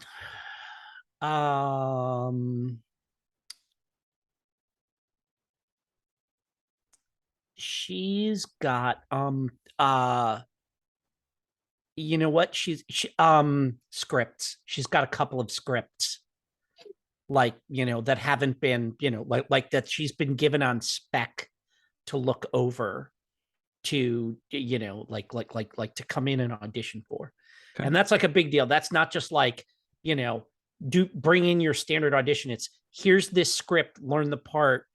Like, we're pretty sure we're going to cast you. Oh, yeah. Like, yeah, she's got a couple of scripts for, shows that haven't opened yet. You recognize the agency NDA things, like, oh yeah, for sure. Yeah. Oh yeah. Well, I mean, it's not just an NDA. It's got like a biometric, like it's her thumbprint or retina scan to even open it, to look at it, or something like that. And Sister Grace, what is the signs that you see that tell you that this is a woman who gets a lot of gifts from admirers? I think it was let out that she collects nightbirds, like figurines. Mm-hmm. So there's like a variety of crystalline, like owls and nightjars and different whatever types of birds of varying expense. Absolutely. Beautiful, some Swarovski crystal and other exotic things. You can tell. I mean, your mother probably collects similar things, and instinctively the value of this. So let's kind of do a once around of, like, how are you checking out the apartment? What are you looking for? Kind of detective skill roll to kind of check out that. And let's do that same order. Becca, when you go into a place to look for things, what are you looking for? What is your procedure? First thing I'm looking for is any sign of violence. Okay. Broken glass, blood stains, any kind of spatter. What do you think you want to roll that with? Like, what do you think is your path for kind of identifying that? As weird as this sounds, I think I'd roll with violent. Okay. Because I'm looking for signs of violence. So choose an action token to mark, and then roll whatever that's modified by with the violent. All righty, 2 seconds here. All right. I'll go ahead and mark green. Okay. And that'll give me 4d10. 5d10. 5d10 then. All right. There is a 9. So I think you'll look around and you're kind of checking, and you think that maybe somebody has tried to make it look like there was a fight here, like a couple of things are broken, a couple of things are torn, but no, there wasn't a fight here. It's Doesn't- staged. yeah, it's certainly staged. Like I think you have enough sense of that. There's no blood. Nothing valuable has been broken. This is a little odd. Jake, what about for you? I want to see what's missing. You know, if she was taken, then they probably didn't take some of her stuff. Mm-hmm. But if she left, my guess is that there's going to be some stuff missing from the bathroom, from, you know, from the bedroom. And I think that that is cautious. I think that is careful observation Okay. of what's missing. I think that is fair. Are you going to spend a reserve to give yourself an extra D10? Remind me what the value of the reserve, where that matters. So a reserves, you can always spend a reserve to take the reserve's value for the roll to like sub it in. Okay. If you have high level reserves, like a 5 to 8, you can spend it to get your yellow token back, a 9 to 10 to get the green token back. Okay. And you can also spend it to a reserve to take cover. Okay, so I'm going to spend my next lowest, which is 3. Okay. And with that, that'll give me my special ability, the investigative one. Yeah. So that'll get me to 3D. And I think let's spend the green token to turn that into 5D. Yeah. Yeah. And the best result is a 10. So you're going to get a point of momentum. And you will be able to tell that someone's done a very careful job to conceal it, but there's enough that, like, where is the little handbag here? There are just a few pieces of clothing missing. Like there's enough that tells you that she took some things with her. She was able to have enough time to gather things up and to do it in a way that maybe tried to cover that she had left of her own volition. I think with the critical as well, I think you will find sort of fallen and slid under one of these, like a dresser.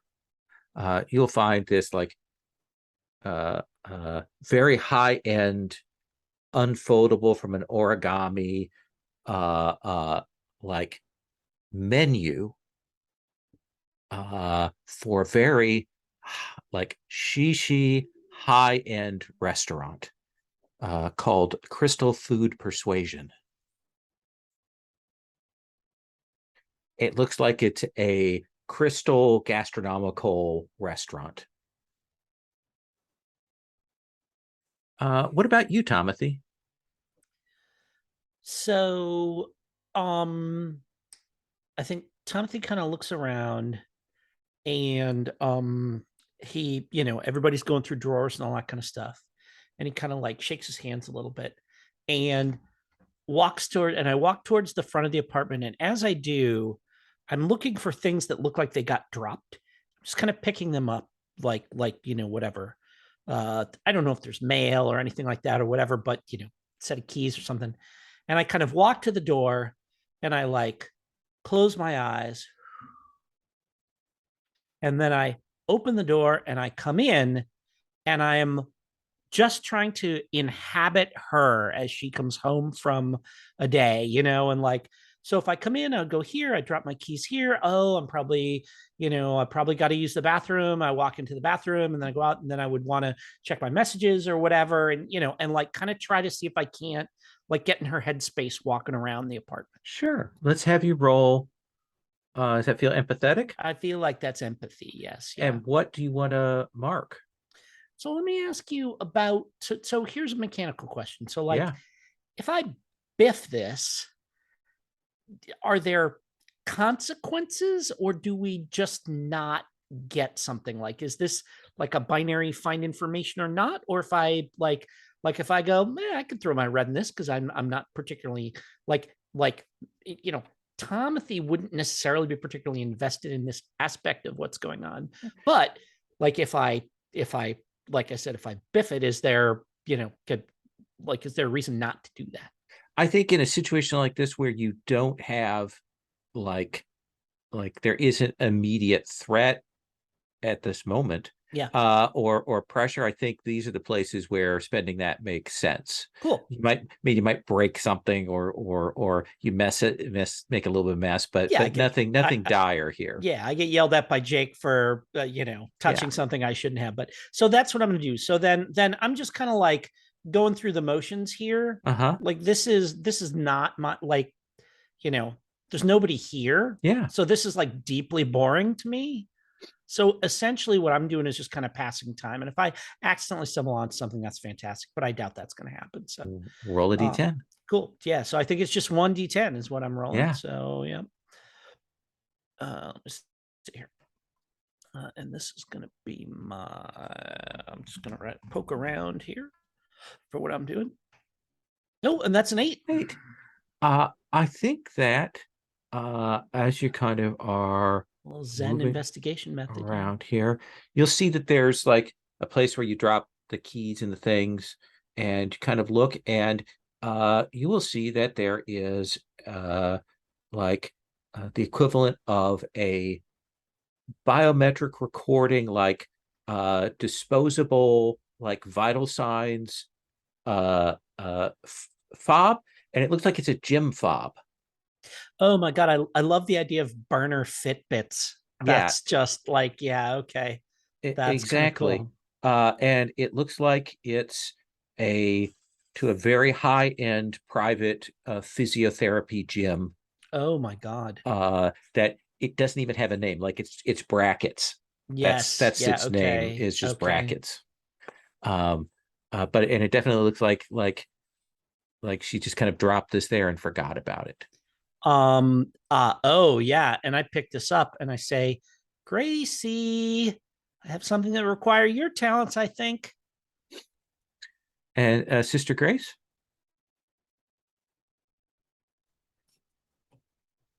I think I started trying to see how I would have snuck in if I were to sneak in. But when Timothy calls me, I go over.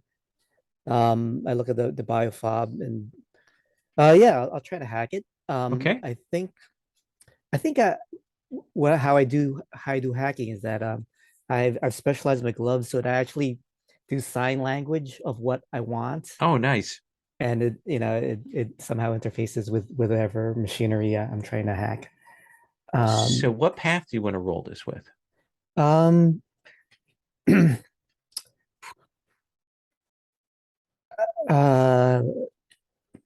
Clever.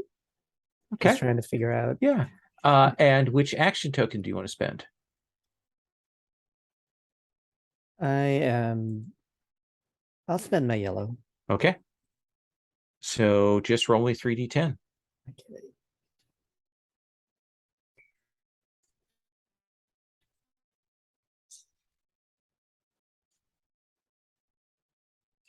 A 9 is my high. 9. I think that you will reach into this. You can see from the records that this is a place that she's gone to numerous times. Like that's recorded for the frequent attendee club. And you will definitely see that she is an exclusive client and only has her sessions with a trainer named Ogdus Zine.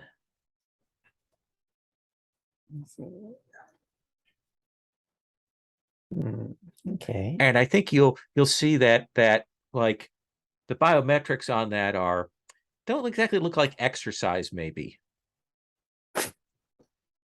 Not necessarily exercise.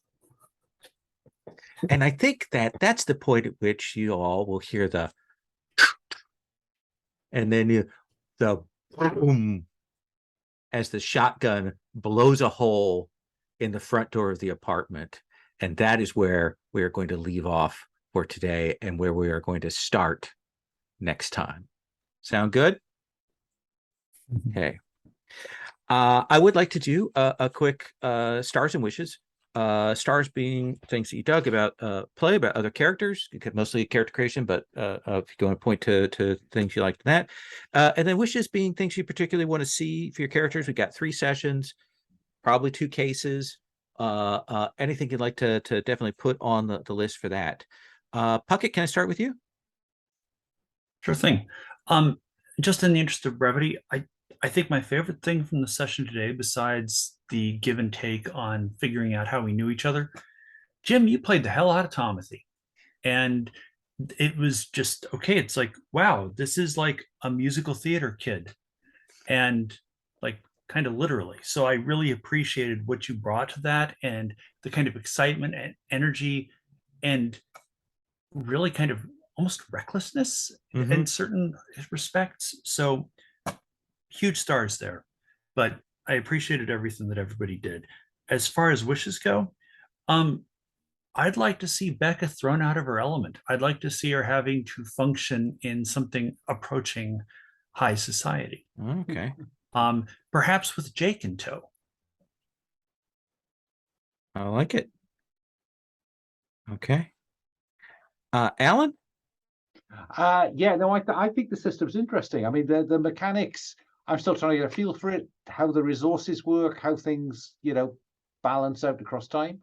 But I think the talents are interestingly written. I think the character creation kind of questions and setups are interesting. I think that they're genre appropriate. All credit to them. I thought you guided us through that really neatly, Lowell, so that you made clear that this is neo-noir, not cyberpunk.